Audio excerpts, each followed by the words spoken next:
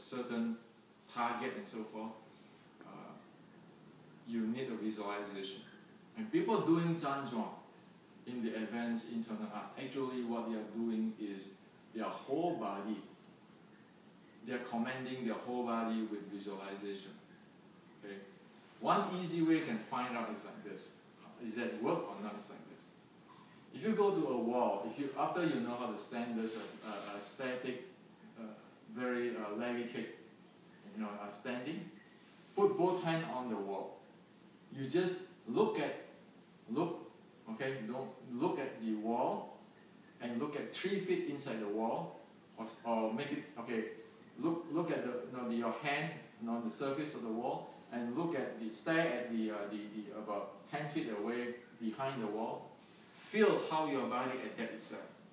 Okay, so that is what we talk about, using visualization to handle this force. Okay, now so there's force.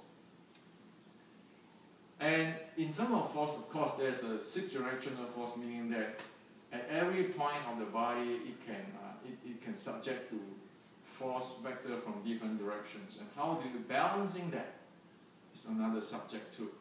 It's called the 6-directional force balancing. Okay, that's a little different from the first one we talked about, the fudging, meaning that you have a power generation. You do not use other people's power. You use your own power. You transmit it and you project it outward. Okay, that's the first type. The second type is force balancing, like you see in the Tai Chi push hand. They just do a very skillful balancing of the force. Okay, now, so there's a little bit on the force. The second thing is momentum. If you make a movement, there will have a momentum. And once the momentum starts, you cannot stop it right away because the whole body will go with it. If you to try to stop that, like going forward and try to go backward right away, you always have to counter that with another momentum and so forth. And in the real life, it's really tough to do those kind of stuff. So in terms of momentum, always want to reuse it or recycle it.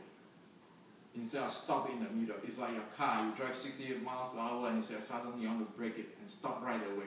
Okay, your car will go over or doing some wild other thing, right? And so how to make use of this momentum, reuse it, and again, how to accept your opponent's incoming momentum, how to deal with it.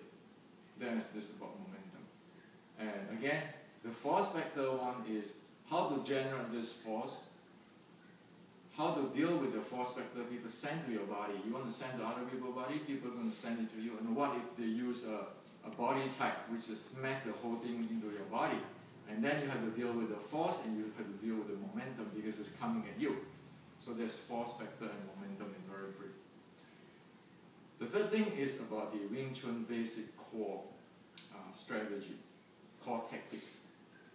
Wing Chun have a tactics which is always hit for the center line, the inner door center line. If you have the wooden dummy, we only concentrate on the dummy, the inner door and the outside door. We don't do other things. Just that, make it simple.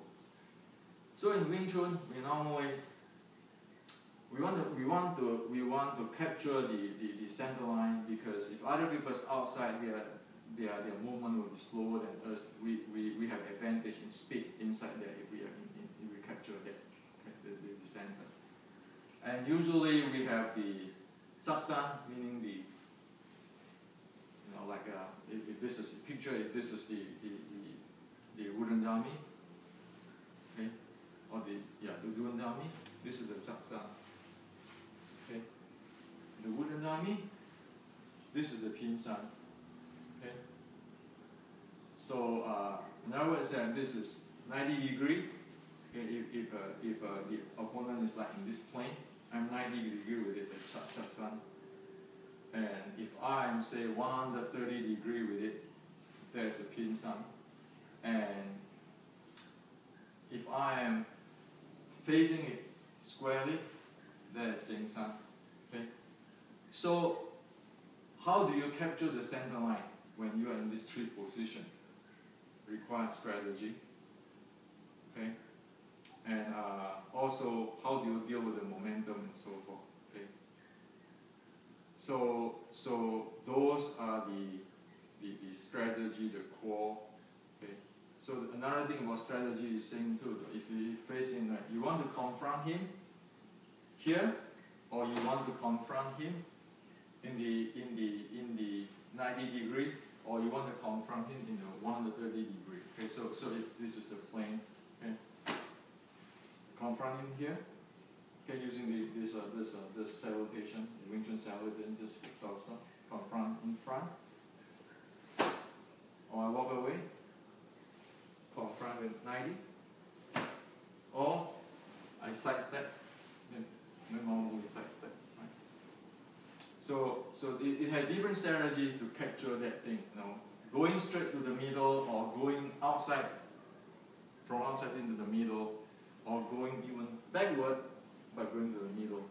Okay, so or the middle line when I say middle. Okay, so those kind of stuff. Okay, so this is the 5th layer. Okay, and the first 4 layer is supporting this 5th layer. Okay. Now let's talk. I want to mention one thing about this ceiling power. This ceiling power transform. Okay. Now, if you after the 4th, the 5th, where you have to bend down your knee a little bit, okay, there is fudging. Okay, there is fudging. It is not this type of punching, but this is fudging. Okay, that little bit, but because as we define the jing is meaning force, the change of force. When I drop my body, okay, I change the force back, the force of what I'm generating. Okay, so I'm generating a jing there. Okay, so instead of I'm using my shoulder to punch him, I drop my weight a little bit. Okay, so when I drop that, I get a change of force. I can deliver that change of force, and with that you can shoot out a pulse. For this kind of punching, you normally push, and your force will be step up for a long time. Okay. Now for the fudging type, it's like you pulse up and you're coming down because it just ends really fast, really quick. However, one must not practice the pulse type of the fudging or the Wing Chun fudging, because if your joint is not conditioned properly and firm, the weakest link which take the force will break. Okay, and you think about it, if your knee or different joints is not well conditioned and so forth, it's not balanced up via other training, your whole body weight will increase 2-3x probably into that joint, and you damage yourself. Okay, and you don't do that. Another thing also is, if your breathing is not is a lower abs and really smooth, forceful on this thing, and you stop breathing and you do those kind of shake, you're going to injure your internal organs. Okay? So in the ancient time, people want you to stand like this, like look like stupid for a month or 2 months or so, okay, and then doing this type of stuff. They call it gong, develop the gong. Why? Because they want to condition and develop the body before they can go next step. Otherwise, you must not do it, because for a long term, it causes issue. Okay. So today this is what I'm sharing. Okay. Thank you.